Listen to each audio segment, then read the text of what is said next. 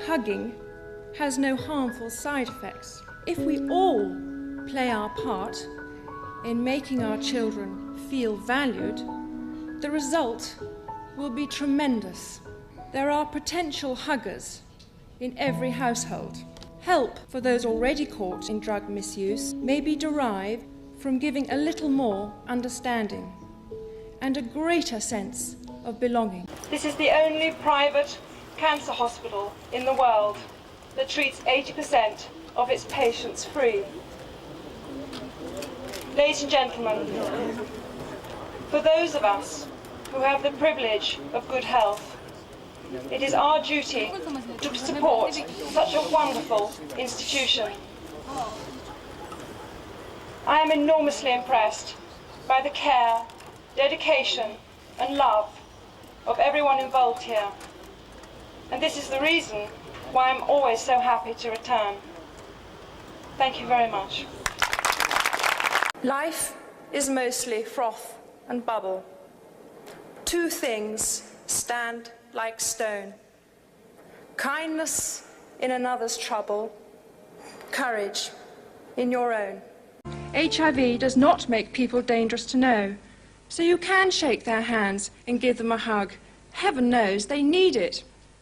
What's more, you can share their homes, their workplaces, their playgrounds, and their toys. We all need to be alert to the special needs of those for whom AIDS is the last straw in an already heavy burden of discrimination and misfortune. In New York 2 years ago, I visited a ward in Harlem for babies with AIDS, whose short lives were already drawing to an end.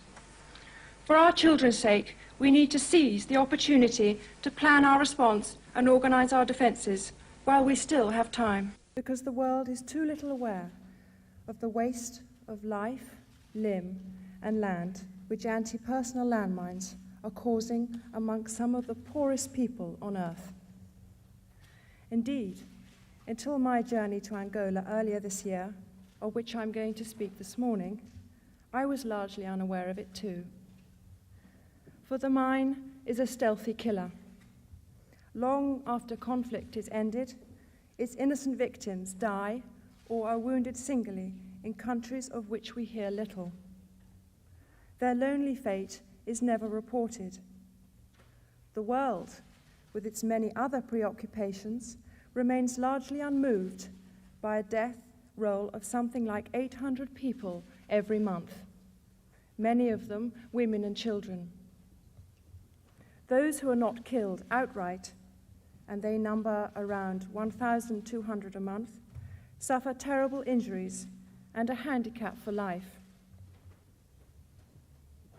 I went to Angola earlier this year in January with the British Red Cross, a country where there are 15 million landmines in a population, ladies and gentlemen, of 10 million, with a desire of drawing world attention to this vital but hitherto largely neglected issue.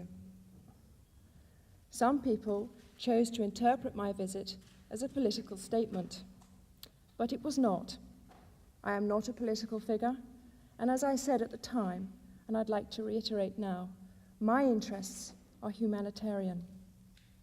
That is why I felt drawn to this human tragedy. That is why I wanted to play my part in working towards a worldwide ban on these weapons.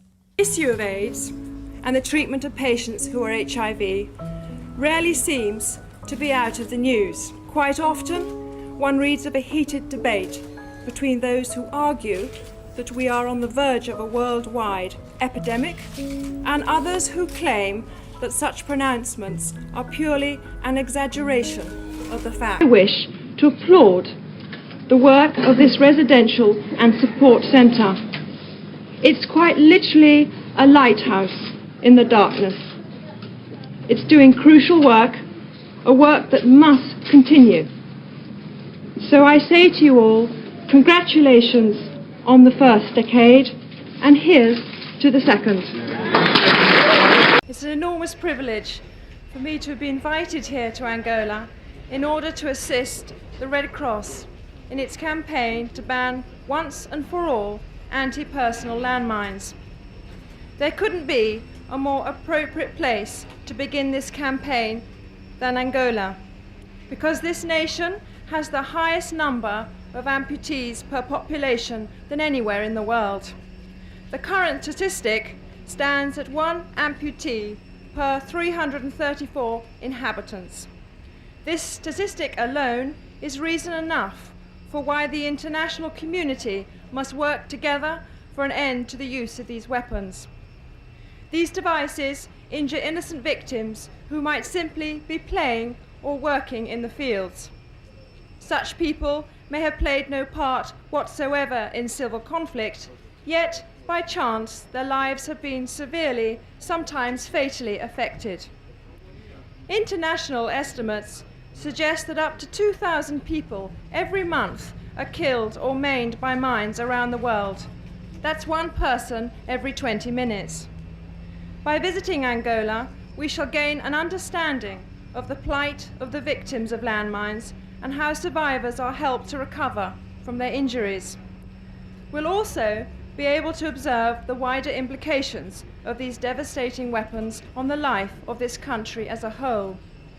It is my sincere hope that by working together in the next few days, we shall focus world attention on this vital, but until now largely neglected, issue.